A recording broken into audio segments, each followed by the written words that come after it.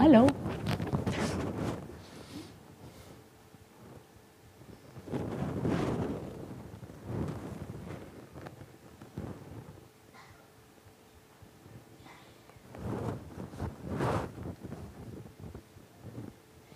That's the sign. Woo! We are live! Hello. Hello guys, again. I'm Rico, as you know, and that's Melike, a new partner in crime that we have here at Abimato. And today's video, sit down kids, because we are in for a story. Woo!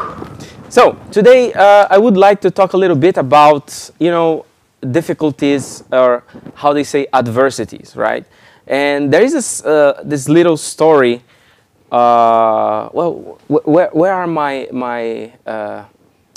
Where's my education, right? So let me introduce you. This is Melike. Melike, can you introduce yourself? Yeah, hi guys. We have met before actually if you watch my first video. So I'm the new intern here.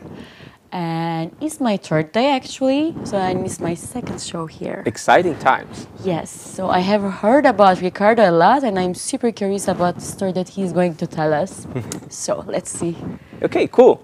So Melike, what I want to talk to you about, and please feel free to intervene and talk anything, is about difficulties, right? So we all have difficulties, and we all have this this feeling when you have to overcome something. And there's this very cool story that I recently got to know about this guy. He's actually a Hungarian guy. His name is András István Grof. And he was born, so our story starts when he was born in 1936. So it's a long time ago in a galaxy far, far away. So András was born in 36. Okay. Fast forward 8 years when he got a scarlet fever as a child. And it was nearly, it was very bad for him. And it was nearly fatal for him, but he got a sequel, right? So he was nearly deaf. He needed to use these apparels. I didn't even know that these apparels were there at that time. And he needed that and lip reading to follow people's speech, or to keep up with the conversation.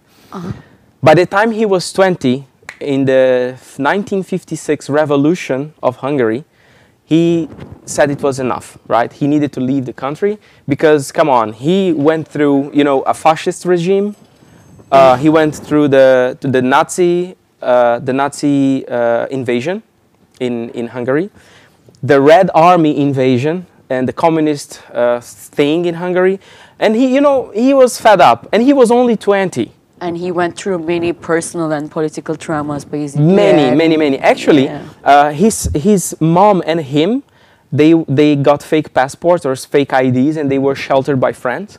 But his father, in the Nazi invasion, where they killed. By the way, they were middle-class Jewish Hungarian family. So it's what identity crisis. So his father actually went to a concentration camp, but thanks God, he could get reunited with his family. But after that, the communist regime and everything, by the time he was 20, he decided to leave.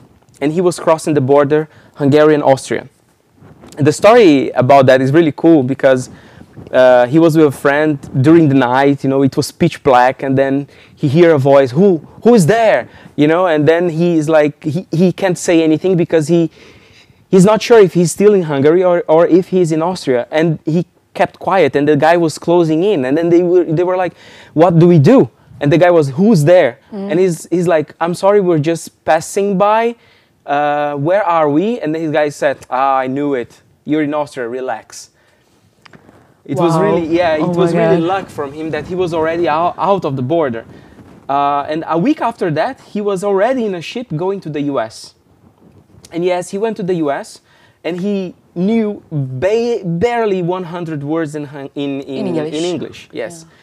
But still, he really wanted to learn. He really wanted to, to make a new life. And he started learning chemical engineering.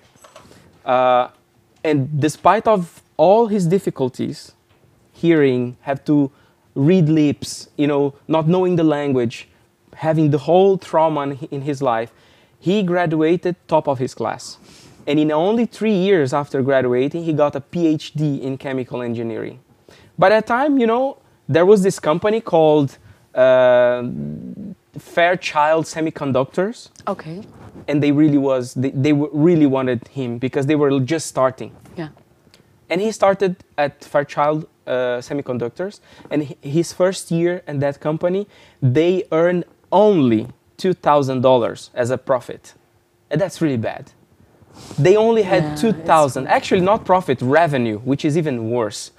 So it was really, really a tough start, but he didn't give up.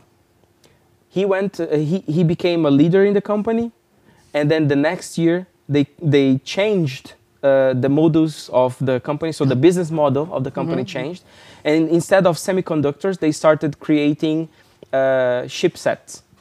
Wow. And that year they had $9 million in revenue.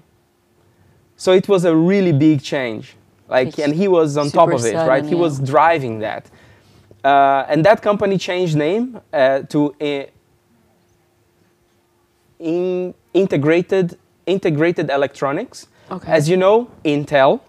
And he adopted a new name, of course, as Andy Grove, which was the CEO of Intel for I don't know how many years. And the profits of the company, well, you know Intel, right? You probably have a computer, or a friend of yours has a computer, Intel inside.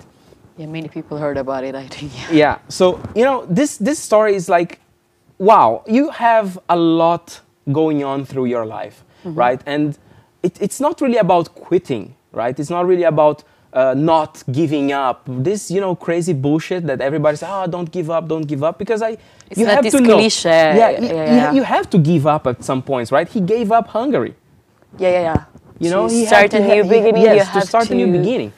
But it's more about, you know, keeping up with your values, keeping up with the things that you believe, right? Despite of the difficulties. And here comes my challenge to you again. If you had, in the recent times, a difficulty, can you write down just something that you know, it was really difficult for you, but you overcame. You know, you found a solution. Lynn, Melike, I just called you Lynn. Yeah. Did you because she is here in spirit. Yeah, she's watching us over there. No, she's not dead, by the way. She's just flying for Sweden. She went home for some personal business. But did you have any difficulties? I mean, you're from Turkey, right? Yeah, I mean, actually, when you were talking about these writing methods, I tried like for many times in my life, maybe like once in a year or 2 times in a year. Of course, I had many difficulties, and I'm still having many difficulties in my life, in personal level and in social level, you know. But when you are growing up day by day, and like these kind of problems are getting really unimportant for you, because you see and you are meeting with many people who has like many challenges in their life, and when you are complaining about something which is really little, actually, you are like, oh my God, no, I don't have a right to do it. I mean, it's not fitting to human rights, because like the story that you have just said to us is there is like a physical disability inside of it. There is ethnic identity crisis, and there are many things. It's not this century, basically. And yeah, I'm from Turkey, but right now everything is more easier because we are living in 21st century. When you follow the legal ways, and there are many solutions. But in the time of like a Second World War, it was impossible, for example. Well, impossible. Yeah. It's a very hard word, right? I mean, people. Well, there's also the luck factor. I mean, I don't want to say anything about the Second World War because I was not there. Right, but the stories that you hear, they're insane.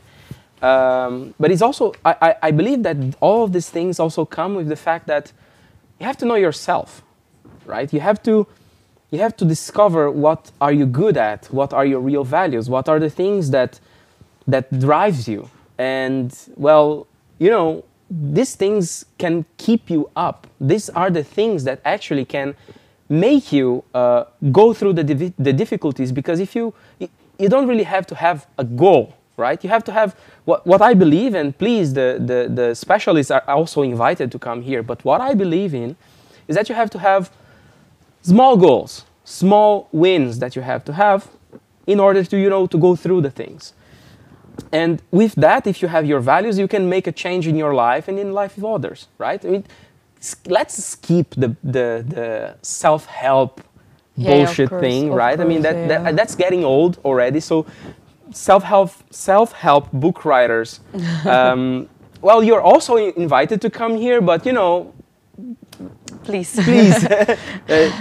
let's be more clear on what is self-help, because what is, right? Self-help is more like, how are you helping yourself? And it's not like believing in something intangible that will happen because you will believe, or that you will mentalize that something is, that you have to have the positive mentality. That makes me a little bit sick. Yeah, I mean, be positive and everything will change. No, you have to have a positive mentality, of course, because you have to. Or I believe that if you are positive, you're more likely to find solutions instead of finding problems, right? And it's something else that we have to talk about, being solution-oriented. But also, what is being positive is changing from person to person. Exactly. This is the thing, like, as you said, like self-help. Self-help as a word gives clue, self. So it changes from person to person. There is no general truth, basically, that you can follow. Yeah, funny story. There is this book, The 7 Habits of the Highly Effective People, of the highly effective people. And then 3 years later, there is the 8 habits. It's increasing. What happened with the 7? If you had 7, why do you have to have an 8th? And believe me, there is a 9th. So they keep rising. And I think in the span of 20 years, you're going to have 20 habits. Okay, so how can I be, because it's exactly what you said. It changes from person to person. Yeah, exactly. So it's not a formula or something. But you know what? Here at Abimato, we have a tool, and I love to talk about this tool. It's the swipe tool. And this tool, it's not a self-help tool. It's something that will help you to find out what are your values. Because this tool has some things inside that will show you in a more interactive way what things can you rely on, right? What is your personality in a very fun and very interactive, intuitive way. So do swipe, right? Swipe right or left, actually, because swiping right is just for other app. Let's not discuss about that now. And I think it's going to help to face with yourself in terms of your professional level. Yes, definitely. So guys, swipe. Comment below. Tell us your Tell us your difficulties, and leave a comment. I would love to, if you have any difficulties or stories, just let us know, because I would love to discuss. And by the way, you are invited. If you want to talk about difficulty stories, if you want to talk about anything in your life, if you're across the world and you want to share a video of yourself saying something, send us, because you might appear in our show. Yes, perfect. And we are waiting for the comments, right? Yes. See you guys. See you guys. Have a nice week. I didn't say anything. Oh, we're still in the bloopers. If you're still hearing this is my birthday. Send me a happy birthday. Oh, we didn't say happy birthday. Yes, it's okay.